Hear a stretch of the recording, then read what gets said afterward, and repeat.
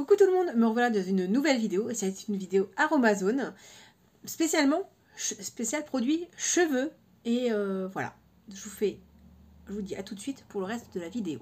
Alors, me revoilà, déjà, si vous n'êtes pas abonné, abonnez-vous maintenant, comme ça c'est fait, on n'en parle plus. Un petit pouce en l'air, pareil, on n'en parle plus. Bon, le commentaire, peut-être attendre la fin de la vidéo pour me dire ce que vous en pensez, parce que j'ai 2-3 choses à vous demander, et je veux bien votre avis, mais là pour le moment, c'est pas possible. Déjà, vous pouvez me dire coucou, hein. Ça, vous pouvez me dire bonjour, comment vous allez. Moi, je vais bien, en tout cas, voilà. C'est les vacances, pour ma part. Je reprends dans quelques jours. Je reprends le 3. Voilà, bon. Petit aparté, abonnement, blabla, passé. On y vient au thème de la vidéo. Donc, c'est Aromazone.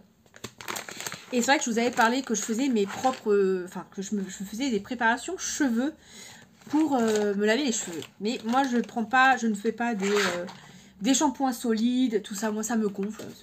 Ça me gonfle. Voilà. Shampoing solide, j'ai essayé. Je suis pas fan du produit. Du coup, c'est vrai que je me prépare en même temps. Parce que c'est la vidéo, c'est une deuxième fois que je la tourne. J'avais oublié des choses. Et que je ne suis pas capable de réintégrer des choses dedans. Je me suis dit, ben, on recommence. Voilà, elle sera de meilleure qualité, comme ça. Voilà. Je vais vous présenter, donc j'ai 3 catégories de produits. Des produits secs en 2 catégories et des produits humides en plus de l'eau. Voilà. Très important. Alors, produit principal, ça va être le shampoing en poudre. Donc, moi j'utilise le Shikakai, mais il existe le Reita. Et là, la poudre d'Alma, je crois que c'est aussi l'avant. Et il y a le Siwak. Voilà, je me cherchais tout à l'heure. Je crois que c'est du Siwak. Et en fait, ce sont 3 poudres qui lavent, mais sachant que le Reita, le Alma et le Siwak, je crois qu'ils ont d'autres propriétés qui ne me convenaient pas. Donc en fait, j'ai pas étudié un peu plus ces propriétés. Par contre, le poudre de Shikakai, il est plutôt neutre. Donc il ne teindra pas, il ne fera ni foncer ni éclaircir votre coloration si vous êtes coloré, ni votre couleur naturelle. Et c'est pour ça que moi je m'étais basée sur ça. Je me suis dit, il est parfait, c'est exactement ce que je veux. C'est une poudre à a des vertus nettoyantes pour du cuir chevelu et tout en rendant les cheveux doux et soyeux. Voilà. Donc c'est aussi connu pour prévenir les pellicules et favoriser la pousse des cheveux. Donc en fait, moi quand j'ai commencé à utiliser ces produits-là, j'avais vraiment dans une optique de pousse de cheveux et anti-pelliculaire. Donc là, les pellicules, le problème est réglé de nos jours, depuis. Mais la pousse, je suis particulièrement intéressée parce que j'aimerais bien retrouver ma longueur. Là, je vous défais pas les barrettes parce que si je fais ça, c'est improbable. Hein, ça va rester comme c'est et ça va être ridicule. Et j'ai du mal à me coiffer, donc on va éviter de se retrouver ridiculement coiffé. Déjà que on peut pas dire que ce soit dingue. Voilà. Donc ça, c'est ma base. Déjà, vous basez que pour une dose de shampoing, je vais mettre une bonne cuillère à soupe de Shikakai dans mon flacon. Enfin, dans ma préparation, pardon, après j'y reviendrai. J'ajoute pour aussi des propriétés pousse de cheveux, mais aussi rendre des cheveux épais et brillants. Et donc stimule aussi la pousse. C'est la poudre de Kapokachil. Alors je ne sais pas si je prononce ça très bien. Tout ça, ce sont des poudres ayurvédiques. Donc c'est force et brillance, tout type de cheveux. Voilà, donc ça c'est bien. Ça englobe pas mal de types de cheveux. Après, je dirais que les cheveux secs, si vous ne mettez pas de soin après, peu importe quel type de soin, vous allez me maudire. Parce que ça rend le cheveu un peu difficile à coiffer. Surtout si vous avez les cheveux longs, vous allez me détester. Cheveux bouclés, ondulés, frisés, crépus, vous allez me détester si vous ne faites pas de soin après. Mais ça, je vais y revenir après. Après, je mets de la poudre de Brahmi. Donc c'est un purifiant, pardon, je bave. Donc c'est tout type de cheveux et peau. Voilà, donc ça vous pouvez utiliser en masque de visage, combiné avec d'autres poudres ayurvédiques, d'autres choses avec. Donc sa propriété principale, c'est réputé pour être renforcer et épaissir le cheveu, mais également de le purifier et éliminer la peau. En fait, j'imagine que ça doit purifier aussi le cuir chevelu, parce que le cuir chevelu, ça reste de la peau. Voilà, donc ça, c'est vraiment les ingrédients principaux. J'ai aussi mis par le passé du Moringa, mais le problème du Moringa, c'est très cher. C'est des sachets de 100 grammes autour de 9 €, c'est pas plus. Donc je me suis dit, bon, on va se calmer. Déjà, ça, c'est très très bien. Sachant qu'à côté de ça, j'associe pour la douceur et normalement démêler un peu le cheveu, de la poudre de guimauve, donc c'est apaisant et démêlant. Le problème, c'est que je trouve que ça ne marche pas. Alors, peut-être parce que je les mélange avec les autres poudres et du coup, ça perd sa propriété démêlante. C'est possible. Donc, on verra. Ça, je vais essayer de l'utiliser à côté, sans les shampoings, en deuxième soin en fait, dans un deuxième temps. Et que j'associerai, que j'ai déjà utilisé, hein, on va pas se mentir, mais pareil, dans le mélange. Donc je pense que c'était pas la meilleure idée. C'était de l'extrait de fruits, de la poudre d'orange. Donc c'est tonifiant et astringent, j'imagine, pour la peau. Et le cheveu gras, donc c'est peau et cheveux gras. Donc moi j'ai la racine grasse, c'est vrai que ça peut être pas mal en démêlant associé à la guimauve. Parce que ça a aussi des propriétés pour les cheveux. Donc elle est aussi connue pour rendre les cheveux doux, souples et brillants, tout en les parfumant agréablement. Donc ça peut être cool. Donc sortir de ça, ça sent pas spécialement bon. Normalement le brownie c'est censé sentir bon, mais j'avoue, ou le capucachi, non c'est le capucachi. J'ai jamais eu de bonne odeur. Donc je vais pas vous mentir, ça serait être hypocrite de vous dire que ça sent super bon, c'est pas vrai. J'ai l'impression de me mettre de l'épinard sur la tête, très clairement. Mais c'est pas bien grave, hein, parce que après ça me fait des cheveux magnifiques. Sachant que je me lave les cheveux quotidiennement. Vous allez me dire, Céline, tu es folle, tu flingues tes cheveux. Oui, peut-être. Mais moi, psychologiquement, je peux pas aller travailler avec les cheveux pas clean. En plus, je prends les transports. Donc, c'est-à-dire les gens qui toussent, qui crachotent, qui... Voilà, c'est horrible, déjà le matin. Et le soir, la même chose, sachant que j'ai eu ma journée de travail à la crèche où des enfants te toussent dessus, ce soit au visage, ouvertement, sans mettre la main, et c'est pas génial, déjà pour toi, te touchent sur la tête, te crachotent sur la tête, te touchent la tête avec leurs mains sales. Non, moi, psychologiquement, je peux pas. Déjà qu'avant, je pouvais pas avant de travailler en crèche. Alors là, encore moins. Donc, je les lave quotidiennement. C'est vrai que ça me fait que si, là, par exemple, si je les lave pas demain, enfin ce soir, demain, ils vont être affreux. Voilà, c'est une mauvaise habitude. Je le sais. Donc, ne venez pas me crier dessus en commentaire. Céline, arrête, ce que tu fais, c'est mauvais. Je le sais. Ma coiffeuse m'a dit, si psychologiquement, ça vous fait du bien et que vos cheveux sont pas forcément abîmés, faites-le. Voilà, et j'ai eu l'aval de ma coiffeuse. Voilà. Donc, ça étant dit, donc ça, je pense que je les ai utilisés en démêlant à part. Je vais essayer. Il faudrait que je trouve un deuxième flacon pour pouvoir la préparation. Donc ça, c'est les produits secs. Après, en produit liquide, j'ajoute un tension actif. Donc là, moi, actuellement, c'est le co-tension actif de la mousse de Babassu. Donc c'est un moussant à conditionneur, shampoing et lotion. Le problème, c'est qu'ils ne le font plus chez Aromazone. Donc j'étais dégoûtée de ne plus le trouver. Je l'adore. Donc ça n'a pas besoin d'en mettre 3 tonnes parce qu'il est vraiment efficace. Vous voyez, je ne sais pas si vous allez pouvoir voir, ça mousse. En fait, ça va donner cette propriété moussante au shampoing que vous avez préparé, comme si c'était un shampoing du commerce. Donc facile d'utilisation, confortable et hyper pratique. Voilà. Et je vais le remplacer par la mousse de sucre sans palme. Donc c'est doux et moussant. Donc c'est pareil, ça fait pour utiliser les gels douche et les shampoings. Donc je pense que ça a les mêmes propriétés. Mais non, lui il est plus... J'ai l'impression qu'il est moins liquide. Alors après la bouteille est neuve, peut-être que c'est pour ça que... Vous voyez, j'ai beau le... Ouais, j'ai l'impression qu'il est un peu plus onctueux. Que là, c'est très liquide. C'est de l'eau. Hein. Vraiment, c'est très, très liquide. J'ajoute un peu d'huile. Donc, c'est une base neutre, huile de soin cheveux aux 8 huiles précieuses. Voilà, que j'achète. Pareil, c'est une base neutre. Tout comme, par exemple, je pourrais ajouter... Enfin, j'utilise pour ma peau. C'est une base neutre de sérum concentré de Bakeol. Voilà, c'est le genre de base. Vous avez un onglet base neutre. Vous avez que des bases, et après vous pouvez ajouter des ingrédients à côté. Donc dans cette huile, il y a de l'alma, du ricin, de la coco, de la moutarde, brocoli, jojoba, avocat et olive. Voilà. Et elle est fabuleuse. Et vous voyez, la bouteille, je ne sais pas si vous allez pouvoir voir, elle est presque neuve. J'en mets pas beaucoup, hein, sinon ça me graisse le cheveu. Si vous en mettez trop, vous retrouvez, c'est une huile de friture vous dans votre tête. Hein. C'est McDo, hein, voilà. C'est une horreur.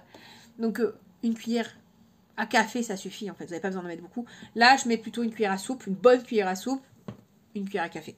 Voilà. J'additionne au niveau des actifs soins en plus de la provitamine B5. Donc c'est un fortifiant, c'est un hydratant. Donc ça, si je ne l'ai pas, je m'en passe. C'est pas très grave. Disons que psychologiquement, je me dis, bah, je fais du bien à mes cheveux avec ça. Voilà, parce que c'est fortifiant, hydratant. Voilà, surtout quand ils étaient mal en point, ça c'était essentiel. Parce que c'est vraiment... ça leur donnait un petit peu de corps, vu qu'ils étaient très abîmés, avant que je les coupe. Voilà. Cela dit, avant que je les coupe, je ne faisais pas ça, parce que comme ils étaient tellement fragiles, j'avais peur de les laisser tous sous la douche. Donc voilà. À cause du fait ça rend le cheveu sec. Hein. Après, j'utilise de la glycérine végétale, donc c'est un hydratant et un assouplissant pour les gels douche, soins corps et gloss. Donc moi je sais que c'est une copine qui utilise ça, qui est dans un spray cheveux pour hydrater son cheveu.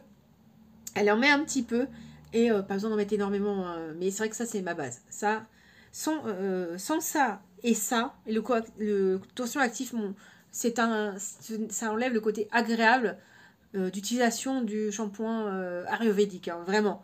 Parce que ça rend au niveau de la texture un peu crémeux. Et puis en plus, ça rend le cheveu vraiment moins sec à la sortie de la douche.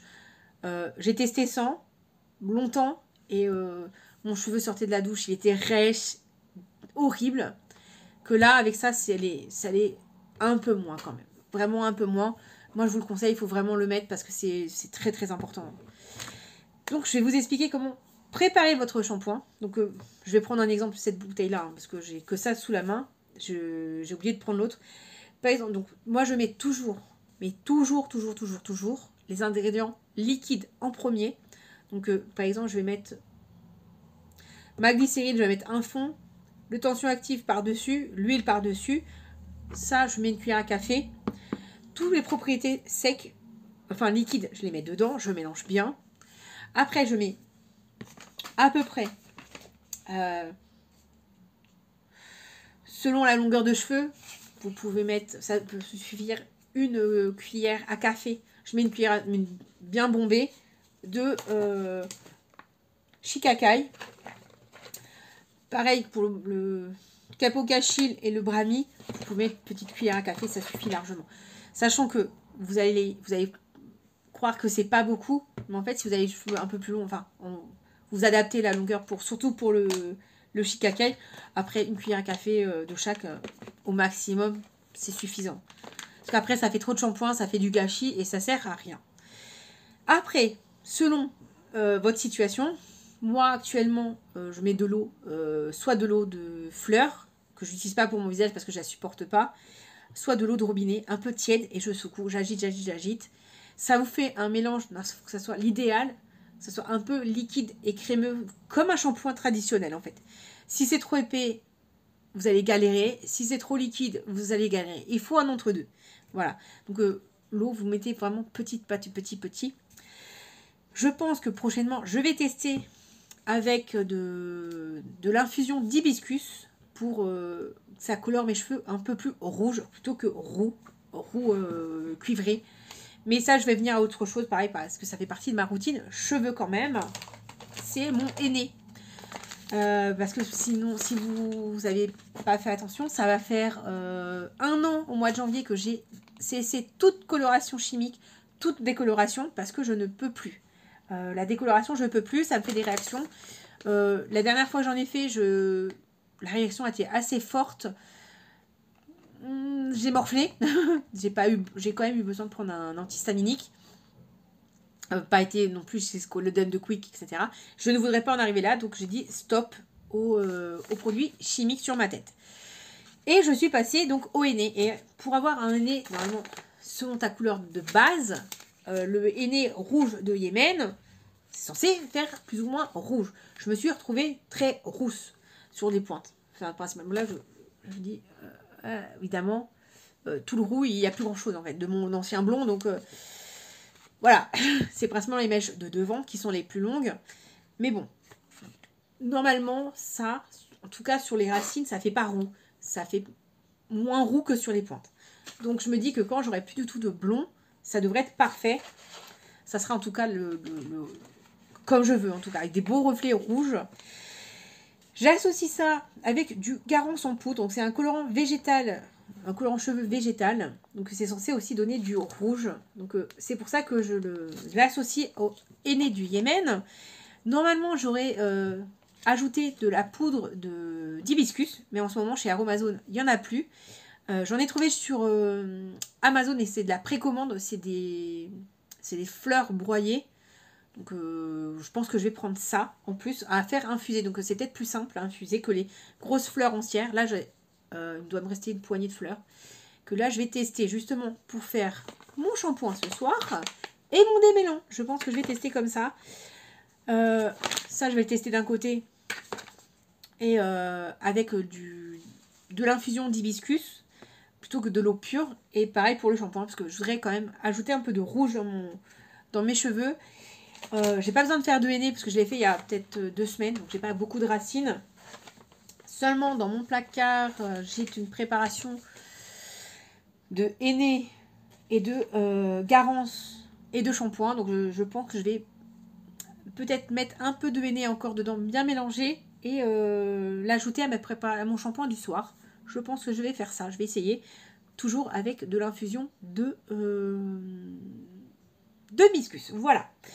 Est-ce que j'ai tout dit? Je pense. Le dosage, ouais. Le résultat sur les cheveux, oui. C'est ce que je ne vous ai pas dit en fait. C'est vrai que on se rend pas compte. C'est que, comme je vous dis, moi je le lave quotidiennement. Donc du lundi au vendredi soir. Sachant que le samedi, je le fais le vendredi soir parce que le samedi j'ai sport et que j'ai envie d'être présentable. Et je veux surtout enlever les microbes de mes cheveux de la journée, hein, très clairement. Et du coup, c'est vrai que si je me lave pas les cheveux samedi soir, dimanche matin, ils sont pas dégueulasses. Parce que ça purifie, ça régule le taux de sébum qui revient sur ton cheveu. Et c'est vrai que sur le long terme, je pourrais pratiquement me faire 1 jour sur 2 le shampoing. Mais comme je vous dis psychologiquement, je peux pas. Voilà.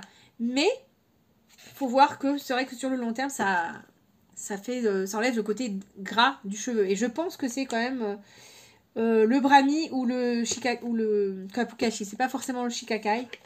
Parce que c'est... Ah non, j'avais eu ça l'orange. Mais l'orange, ça fait pas longtemps que je l'utilise. Donc, en tout cas, ces shampoings sont... C'est beau régulateur, j'ai l'impression. Et voilà. Donc, pas besoin d'en préparer une bouteille entière à l'avance. Ça sert à rien, ça ne se conserve pas. Donc, ça sert à rien. Autant faire petit pas petit. Moi, je vous invite à vous préparer, si vous n'avez pas le temps chaque soir de faire vos mélanges de poudre, faites des petites doses dans soit des boîtes, soit dans des sachets congélation, vous savez, que vous utilisez, que pour ça, vous en utilisez 7. Vous en faites 7, tac, tac, tac, pour toute la semaine. Et, oh, excusez-moi, ça me gratte. Du lundi au dimanche, si vous faites des shampoings du lundi au dimanche, bien entendu. Et hop, dimanche soir, après votre douche, vous re-remplissez vos sacs. Comme ça, vous n'avez pas besoin d'en avoir 36 000 à la maison. Et vous avez juste le soir à préparer, à mettre le liquide. Ça va hyper vite. Le plus chiant, honnêtement, c'est la poudre parce qu'il faut faire attention. C'est une poudre très très fine qui sont hyper volatiles. Donc, ce qui peut être potentiellement irritante pour les voies respiratoires. Donc, à manier avec précaution, surtout si vous êtes asthmatique. Et voilà. En tout cas, j'espère que j'ai été claire. Je pense que je vous ai tout dit. Comment utiliser le shampoing. Donc sous la douche. Moi je me mouille les cheveux. J'applique le shampoing comme un shampoing traditionnel. Je frotte et je rince. Donc rien de plus banal.